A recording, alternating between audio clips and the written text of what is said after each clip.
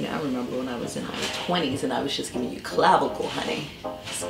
You can barely see it. I gotta like contour it in, honey. You know, the 20s were good for something. Clavicle. That's what it was good for.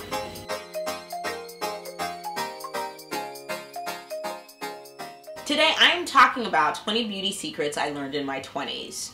I am one of those people who has always been into makeup and skincare, and I think it's because my mom has always worked for a cosmetics company. But when you're in your 20s, you're just so young and like your skin's so supple, and so you don't really think about things that'll happen to you in your 30s, 40s, 50s, and even later. But I think in like my later 20s, I started to figure out like, oh, I'm not going to be in my 20s forever. Breaking news. And so I really wanted to talk about the things that have helped my skin, helped even like my makeup application. Now that I'm in my mid-30s, I just wanted to talk about the things that I learned in my 20s that have just been the creme de la creme of beauty advice. Sunscreen is everything. So when it comes to your skincare routine, I don't care if you're one of those girls who is just like 3 steps: you wash, you moisturize. After you moisturize, you absolutely need to be applying sunscreen. I don't care if you're black, you're Asian, you're white, you're purple with green polka dots. Sunscreen is necessary if you have skin. It has been the game changer for my skin. Just protecting your skin from the sun, it not only just prevents anything like sunspots or, you know, even potentially skin cancer if you want to take a sharp left and get that dramatic. But it also changes the texture of your skin. So for me, like my skin usually stays pretty clear, but I do have a texture issue. So for me, exfoliating and masking is really, really important. So are peels, but just simply wearing sunscreen on a daily basis has changed the texture of my skin for the better. So you absolutely want to make sure that you are using sunscreen. It's simple. It's like super low fuss, you know what I mean? And now they have a lot of really great mineral sunscreens that are almost kind of like translucent, kind of like the one from Supergoop. That is the sunscreen I use now. And so I remember back in the day, you know, I would sometimes avoid putting sunscreen on my face, especially as a black girl, because I would look gray after I put it on, you know? So now there's so many options. Get into sunscreen if you have not started now. I don't care how old you are. Get into sunscreen if you plan on having good skin for the rest of your life. Sleeping in your makeup is never worth it. I absolutely know what it feels like to not feel like washing your makeup off. Do it anyway. Because when you wake up and you're 37 and you have dull skin, you're gonna wish that when you were 25 and you didn't feel like washing your makeup off, that you would have still washed it off. Whether it's makeup remover wipes, baby wipes, I mean, even like the really luxury booty wipes. At this point, just figure out what wipe you need to use to just take the makeup off your face. But of course, like just making sure your pores are really clean before you go to bed. I mean, it's just a huge, huge, huge game changer. And of course, not only is it gonna make your skin brighter and more supple, but again, that texture of your skin is just gonna be so nice and smooth because your pores are actually clean. So listen, I know about those really hard nights, you know, when you just party just a little too hard. But sober up when it's time to take off that makeup, because you're gonna really, really not like yourself towards the end of your 30s if you don't. Warming up your makeup remover wipe in the microwave is like an instant spa. Okay, so my mom taught me this trick probably like around 25, 26. And whatever makeup wipe you like and that you use when it's time to take off your makeup at night, pop it in your microwave for 2 to 5 seconds depending on the intensity of your microwave. And literally it's like this nice, warm, just awesomeness that you just put on your skin, and then just taking off your makeup is just so much more relaxing and soothing. And if you really want to take things up a notch, you can have like some nice relaxing music playing in the background while you're getting into your nighttime routine, and even have a candle going, a little aromatherapy, a little warmed up makeup remover wipe. I'm telling you, man, just instant spa city. I mean, self-care doesn't have to be fancy, but I'm telling you, a microwave makeup remover wipe will make you feel fancy.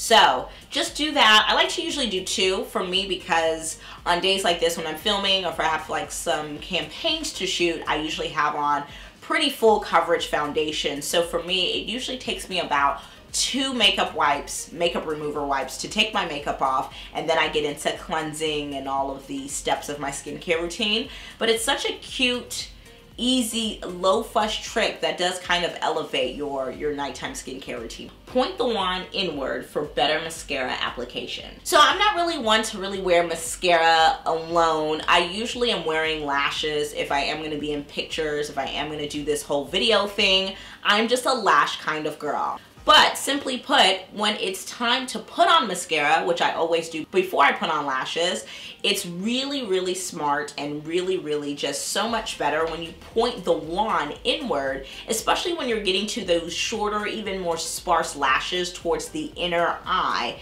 And I did not know this. And I was really just out here putting mascara on, would not point my wand. It would just be straight across. And then, you know, when you get like that little, like the wand hits like your eyebrow bone and then you have mascara on your eyelid and then you're like, what's happening? And really, it's like if you just would have slightly just turned your wand inward as you're applying, it just not only gets those sparse and smaller and shorter eyelashes on the inner duct of your eye, but it also, it just allows you to not get any mascara on your eyelid. The other thing I really like about this trick is when you couple that with wiggling your mascara wand just very slightly as you're moving it up on your lashes, that also helps avoid, one, your mascara getting clumpy and also it not getting randomly on your eyelids or even, you know, underneath your eyes when you're doing your lower lashes. Contouring and highlighting are a game changer. So I did not start doing this probably until like the last 2 or 3 years in my 20s, but highlighting and contouring changed the way my makeup was applied forever. I just feel like now when I look at pictures before highlighting and contouring, like my makeup just looked very one note, very flat. And I get it, it's definitely much more of an extra look. But because I am somebody who is on, you know, a stage, I'm on camera a lot of the time, it just really is one of those things that absolutely changed how I looked in photos and in video, but also in person and for the better.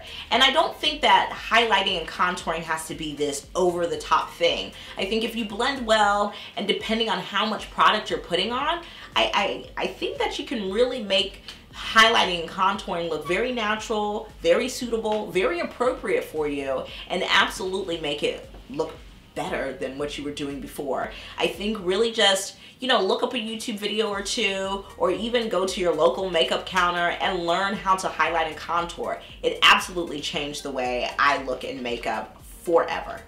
Moisturize damp skin.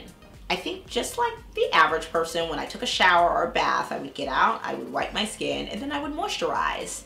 And man, was I missing out on just maximizing the moisture of my skin. So now when I get out of the shower, I actually step out and I go ahead and I moisturize my skin without wiping my skin. Yes, that means I'm putting straight coconut oil on wet skin. And when I first started doing it, it just seemed crazy. It was just like, what's going on? Especially oil and water, very, very opposite.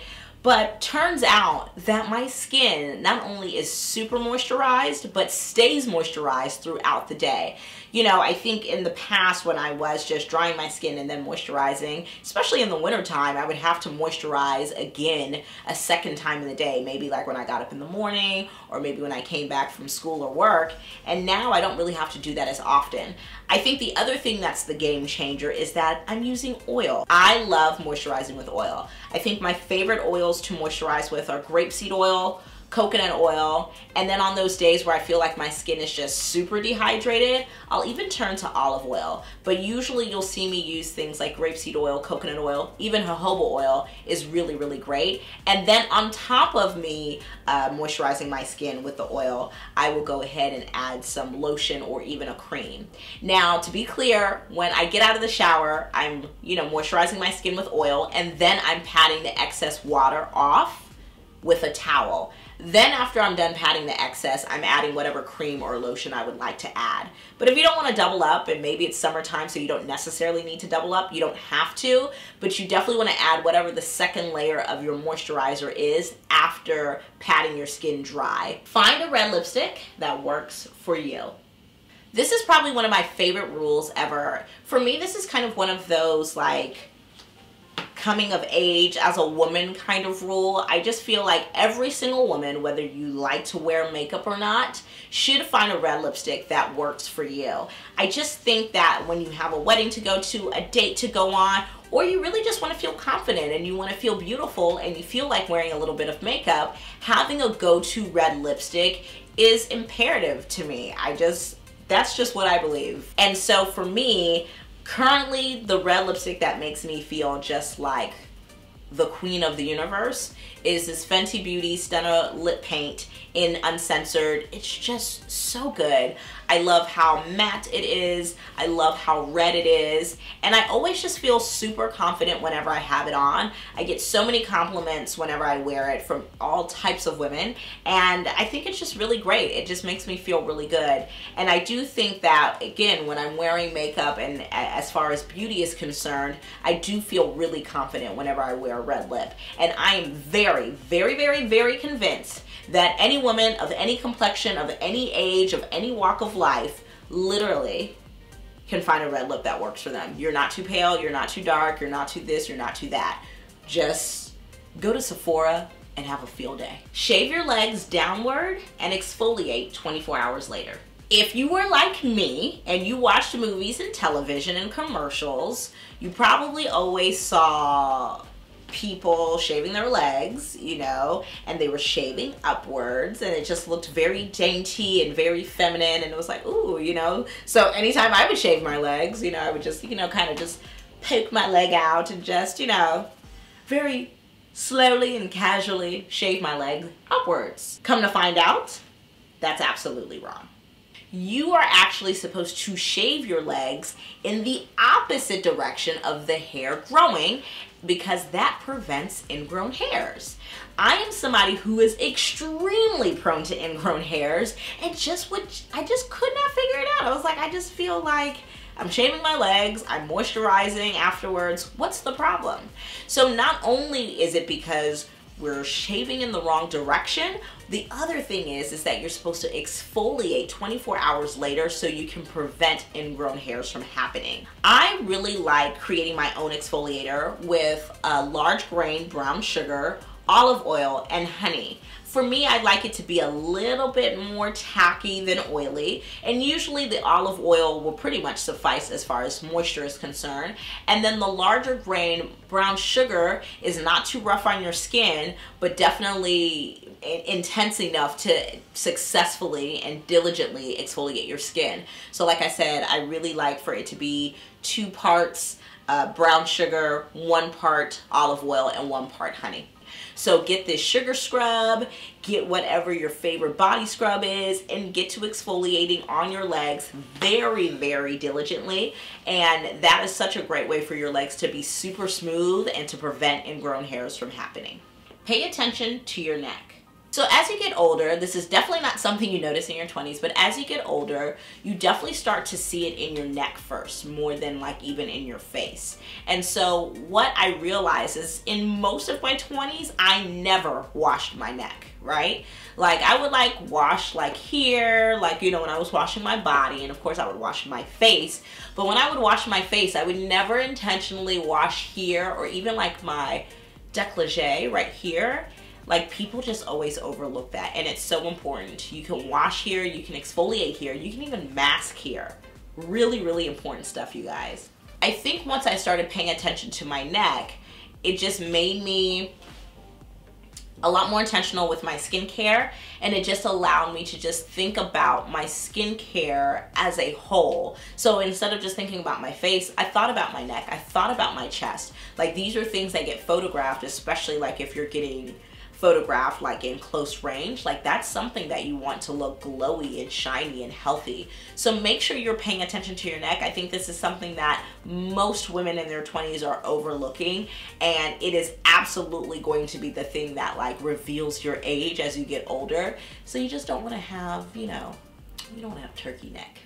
Your eyebrows are first cousins. So I think we have we've all discussed this at some point or another with our friends. When you're just really mad, you're just having such an amazing makeup day, and you're just so mad that your eyebrows aren't identical because your right one is just popping, but your left one just didn't want to cooperate, you know what I mean? Just one of those days. And so what I realized is that they're never ever really identical. They're more like very similar, and they're more kind of resembling each other than looking identical, right? Like they're never ever really like Tia and Tamara. They're always more so like Beyonce and Solange. I mean, I know they're not first cousins, but like they're more sisters. They look alike, but they're not twins, and you know the difference between them. This is really important because I think once you get over this hurdle, you don't like overly obsess over making your eyebrows super perfectly alike, you know? And for me, once I did this, funny enough, I feel like I started doing my eyebrows better, and they did look more similar because I wasn't overly obsessing like, oh, I need to do this a little bit more and do this. Yes, you want to make sure they're balanced. You don't want one up here and then one down here, but it's okay for them to be more Beyonce and Solange than Tia and Tamara. I think that's a tip that's really going to bless someone. You don't need that much blush. Turns out you don't really need to wear that much blush. This is actually specifically a tip for 24-year-old Mattie. I don't know. I just thought like, I don't know, I just kind of like associated a lot of blush with being really glamorous, and like just, it was like in my mind associating with being like beat, and my makeup was just so done, and it just really was not. Especially because I would have all that blush on and would not be highlighting and contouring. So it's like, girl, you got this one note face with this one note foundation and just a gang of blush. And it was just an absolute no for me. So I don't know if this is really going to help anybody, but it definitely was one of those tips that helped me. Learn how to give yourself a good manicure. This rule is really important because, one, you may not just always have the budget to go get your nails done, and that's fine. Like maybe you're saving up to pay off debt, you want to buy a new car, you're trying to get a new purse, and so maybe that $30, $40 to go get a manicure is not in your budget. Even if it's like you're not getting tips on your nails and stuff like that, and it's more $20 a couple times a month still adds up. And so knowing how to give yourself a really good manicure is so important, especially like things happen, your nails break, you didn't have enough time to go to the salon and get it done. And so being able to equip yourself with a nice looking manicure where your cuticles are cut down, your nails are nicely trimmed and filed, game changer. I just think it's one of those things that knowing how to do, you kind of just feel unstoppable, and you're not ever in a bind. You know, whether or not you like doing it, that's not the point. It's just like knowing to do that. You'll never have to have chipped nails or a bad manicure. Get consistent on your skin routine. I'm one of those people who grew up reading magazines, and I would always read beauty magazines, and people who had great skin, I was just like, oh my gosh, like it just comes so easy for them, and they just must wake up and look like that. I guess kind of similar to how people just like think people on Instagram, the way they look is the way they live, and that is not necessarily true. Even if like somebody does have amazing skin and it's not Photoshop and it's not a gang of makeup, that person is extremely consistent with your skincare routine. And I realized, as somebody who did not consider themselves to have perfect skin, that when I was consistent with my skincare routine at least 3 days in a row or more, that my skin was like immaculate. Like making sure that your skin is super clean, those pores are cleaned out before you go to bed, is a sure way to wake up with a glowing complexion in the morning. It just doesn't happen by accident, you guys. It just doesn't. So it's really important to make sure that you're consistent. It does not have to be this dramatic, dragged out kind of process, but it really is important to be consistent. So just figure out what your routine is, even if you have to write the steps down for the first few times that you do it, and just follow through on your morning and your nighttime skin routine every single day. Leave certain things to professionals. When it comes to things like, you know, foot massages, microdermabrasion, hair coloring, leave it to the professionals. Listen guys, I am all about the DIY anything, right? Like I love doing it yourself, right? It's great, it helps you save with money, and I get it. Everybody's budget's different, especially in your 20s. I know in my 20s, I definitely didn't have the, I don't know, recreational finances I do now. I just wasn't as flexible financially as I am now. So definitely doing things myself helped out, i.e. doing my manicure, you know, kind of repurposing products, maybe a nice lipstick that I like, I could even double as a blush. You can definitely do those types of things. However, I do feel like there are certain things like coloring your hair and like the really kind of intense skin treatments like microdermabrasion that you should not do on your own. Hire a professional. It's worth like eating a couple of peanut butter and jelly sandwiches throughout the week as dinner to just save up the money to do that. Your diet will tell on you. So at the end of the day, if you want to have great skin, eating like crap is certainly not the way to get that skin. So if you're just eating fast food every single day, you're not drinking water, you're not taking supplements like vitamin E, biotin, just a simple hair, skin, and nails pill, those things will definitely, the lack of those things will definitely tell on you, you know what I mean? It's really important to stay hydrated, eat your dark leafy greens, make sure you're eating vegetables, even getting a salad in there a couple of times a week, if not once a day. But if you want to have this beautiful glowing skin, which in turn definitely helps with amazing makeup application, then you got to get this skincare under control. Get a satin pillowcase or bonnet. So if you want to keep your hair cute, then it's important to get like a silk/satin pillowcase or bonnet. If you want to take that blowout or this sew-in that was not cheap and you want to make it last a little bit longer, having something like a satin pillowcase, a silk pillowcase just makes all the difference. Find a grown woman fragrance. When it comes to perfume, it doesn't have to be super over the top fancy. I think body sprays from your Victoria's Secret, your Bath and Body Works, they have their day and place, right? Their day and time. Every day, you're not really going anywhere fancy, especially like I work here at home. Sometimes I'm wearing a body spray from one of those places. It's fine. But when I'm going out on a date, if I'm going to an event where I want people to take me seriously or even remember me, wearing something really nice, something that says, I'm a grown woman, you should take me seriously, sometimes can be a conversation starter. So am I saying there's anything wrong with Love Spell? Absolutely not. It's still a fave. But when I want people to take me seriously, that's not what I'm wearing. Good makeup brushes are a must. So I think I explained to you guys a little earlier that highlighting and contouring definitely, absolutely changed the game for me when it came to makeup.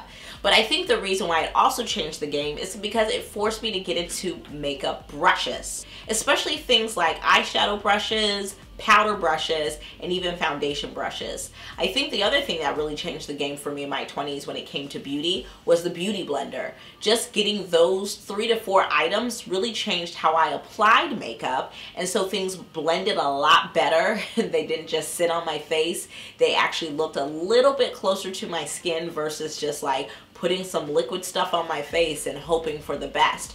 And so brushes just really help you apply makeup better. It's just that cut and dry. And so they don't have to be expensive. You can get some stuff from Amazon, go to your local Target or drugstore, but you absolutely want to make sure that you're using makeup brushes to blend those products properly. Effortless beauty actually takes effort. I think we've all been around a woman who is just super effortless, right? She just seems to have it together. She's not over the top per se, but her hair is always nice. Her makeup's always applied really, really beautifully. And she just like smells great. She carries herself amazingly and her skin is just always glowing. And you just seem to think like, wow, that's just somebody who has it together. But the truth is that she probably puts a lot of effort into what she's doing. She's probably following a really to a T beauty regimen every single night. She's probably eating well and drinking a lot of water, taking her vitamins, and even working out. And she more than likely is taking her makeup off of her face at the end of the day. So when it comes to being effortlessly beautiful, or even just effortlessly put together, right? I think we have to be honest and know that that takes a lot of effort. This isn't something that just happens by accident. This is something that is really intentional and something that people really work on because they want that specific result. So definitely be encouraged. Don't feel like maybe because you once had acne you can't have clear skin, or that because your hair is a certain texture you can't get it to, you can't manage it properly or get it to look like how you want. I do think it's about, you know, putting forth an effort, but then also being really intentional about the result you want, and then doing your research and your due diligence about finding the products that work for you. And I think that's what my 20s taught me, you know? It's not just puff in the sky, you're beautiful, puff in the sky, you have good skin, puff in the sky, you have good hair. It really is something that you work towards and figure out what works best for you. What may work for me may not work for you, and that's totally fine. But I think it's about finding the beauty secrets that make us feel like our best selves that matter most.